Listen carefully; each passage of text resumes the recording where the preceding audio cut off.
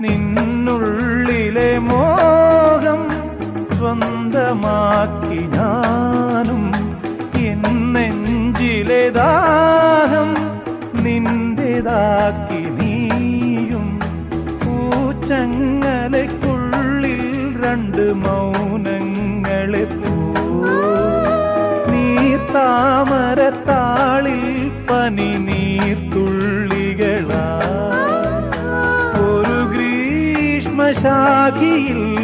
വിടരും വസന്തമായി പൂത്തുലഞ്ഞ പുളകം നമ്മൾ. പൂങ്കാറ്റിനോടും